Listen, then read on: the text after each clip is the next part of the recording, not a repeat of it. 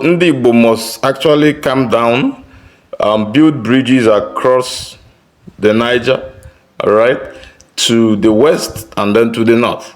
People cry of marginalization. There are a lot of people that are being marginalized. If you go to the north central, they are also crying wolf, all right, because the dissident, or let me call it the hodgepodge of minority tribes in the north are crying. Everybody called them the north, the greater north, only during politics, and then after politicking, they push them aside. There are no people who are ready for secession like the Yoruba people. They even are more ready than Ndi Igbo for secession. Everything is working well for them. The port, the airport, the big economy, a booming industry in Lagos and Ogun State. Well, sometimes it's always very difficult to reimagine the future of Ndi Igbo, given the current precarious situation we find ourselves. A lot of the Igbo elite are very docile when it comes to actually thinking or making a strategic plan for our own people.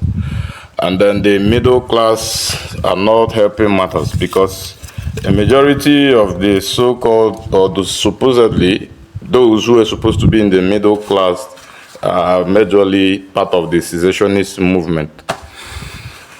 Now, sometimes I just think in retrospect about the place of Ndi Igbo in Nigeria, and then I begin to say that what we do is that we're destroying ourselves by ourselves. Because irrespective of the fact that, yeah, we all realize that, yes, the Igbos are being marginalized one way or the other, but we cannot kill that vibe of marginalization by actually destroying our own hometown by ourselves. Now, what we must do as Ndi Igbo is to build the bridges. We must build bridges. Because the moment those who I call the elite, who are trying to build some bridges in the north and in the west, are building them. The secessionist movement or the cry for secession actually brings it down. Because the secessionist movement is majorly what they use is the instrumentality of propaganda. And then no matter the propaganda you use, they might and they will always arise a superior propaganda. And you know, your Western brothers in Yoruba land, they have the biggest propaganda machine. Because most times we hear those in IPOB saying that the liberation of Biafra is imminent, the liberation of Biafra is imminent, that the Biafra will soon come, all right? They've been saying this since the time of Masob, and then today is IPOB.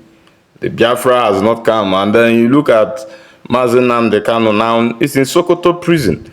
So if we must look into if we must look inwardly, we need to do that. All right, and then we need to build the Southeast as an economic hub. We need to focus on building bridges because, okay, let's take for instance, there are no people who are ready for secession like the Yoruba people. They even are more ready than Ndi Igbo for secession. Everything is working well for them. The port, the airport, the big economy, a booming industry in Lagos and Ogun State. And then all you have is a kind of, not like we don't have industries in the Southeast, but when you compare them to what you have in Lagos, you see that what you have is just a tip of what is found in Lagos. Even go to Kano, go to Sokoto, you see a great amount of industry, and so many of them are even owned by Ndi Igbo. So with your secession, or if we as Ndi Igbo secede, will our brothers carry those industries in our head? It will still be a great tax-paying venture for the Yorubas, and for those in the north, for the northerners.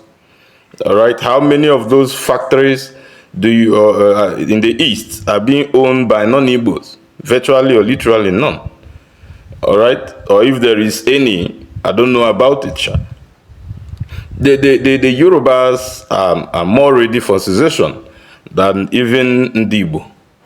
So Ndi Igbo must actually come down, build bridges across the Niger, all right, to the west and then to the north, and then fight for a better position for their own people in the project called Nigeria. Because most times people cry of marginalization. There are a lot of people that are being marginalized. If you go to the north central, they are also crying wolf.